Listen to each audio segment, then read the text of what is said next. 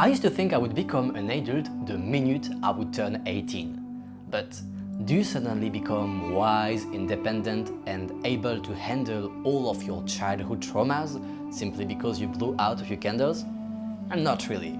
However, when I started to hitchhike, I discovered that I could develop a lot of these qualities simply because I was traveling alone. Adventure had been calling me for a long time, but I've always preferred to hide behind books and movies. Until the day I left the comfort of my daydreaming and discovered a world of limitless possibilities right at my fingertips. Everything around me turned into an open playground. Every stranger I met was a fresh new story waiting to be discovered, and my life quickly became one of my favorite movies. After hitchhiking over 100,000 kilometers, I'm now here to share my best tips and insights, because today, it's your turn for an adventure.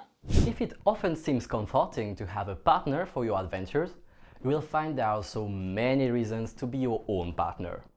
First, you don't have to convince anyone to come with you. For example, you don't have to wait that your friend Charlotte finishes her medical studies and have a few holidays. No, if you want to go, you can just go tomorrow and have your best time. It's gonna be alright. Second, you will have more opportunities, as obviously one person takes less space than two, and this way you will even have some possibilities to be in some fancy vehicles like trucks. Flexibility is the word here, and as you will have more opportunities, I'd even say that you will be able to cover longer distances in a shorter time. You will quickly become the protagonist of your own story. You'll be the Frodo Baggins of your Lord of the Rings. This means that when you will have a decision to take, you can think for yourself and just follow your own intuition and desires. And beyond the practical aspect of solo hitchhiking, you might learn a lot about yourself. I mean, your ability to have conversations with anyone will drastically improve, as you will end up in a car with so many strangers. It will be like a very intense speed dating practice. You will quickly see that traveling solo is actually a great way to never be alone. Sometimes you will find yourself sharing very personal stories with strangers, or having strangers sharing very personal stories with you. Solo hitchhiking is also a great way to develop some emotional resilience. I mean, listening to yourself and really paying attention to your level of energy, to your social batteries. I think this way you will learn to keep moving when you still can, but also to respect your limits and stop when it's time to stop. In a way, solo hitchhiking taught me how to become my own best friend. Because you know, when you face a very hard situation alone, your passion starts to lower and the frustration increases, but you cannot get out of this situation if you start to get mad at people, because why the hell would they help you if you are barking at them? And you cannot get mad at yourself either, because this way you would burn your last drops of energy. So I think in these situations, your best chance starts by being kind to yourself. And to illustrate this, I will quote, I had to just climb over this thing. I will just quote one of my hardest experiences during my adventures. It was May 2021. I was hitchhiking from Greece to Poland, and I just entered Romania.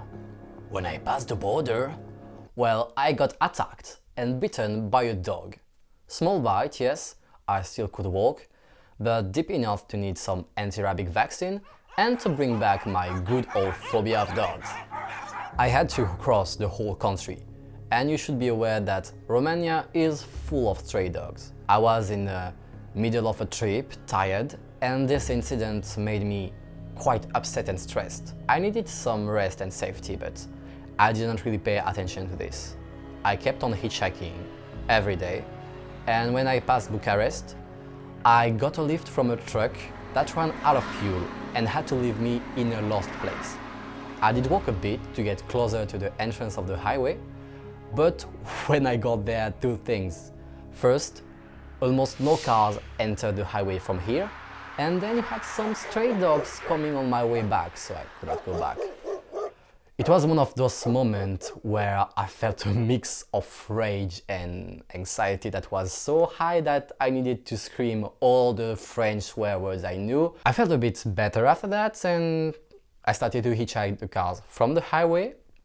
And hopefully, Romanians are extremely nice people and don't really care about driving rules.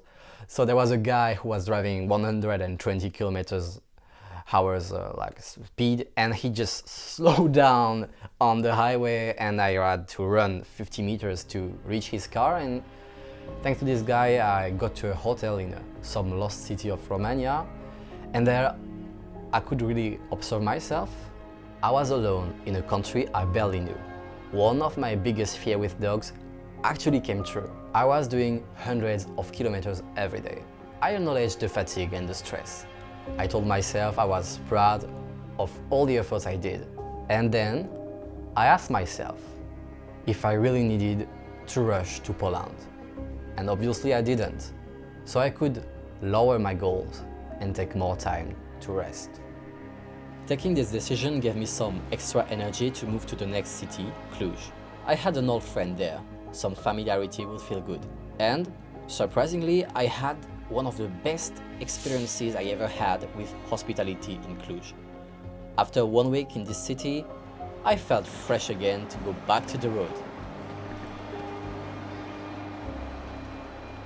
I did another break in Budapest, and when I finally arrived in Poland, I was in a very good mood when I met my friends, and I still felt like a badass. I took an extreme example, but this way of thinking was very helpful in many situations, like getting a car after failing for 4 hours, or asking accommodation to more than 30 strangers in a rainy night. So many anecdotes I can share during a job interview to show how patient and persistent I can be. But really, you might find that many of the skills and qualities you developed as a solo hitchhiker will remain when you will be back to normal life.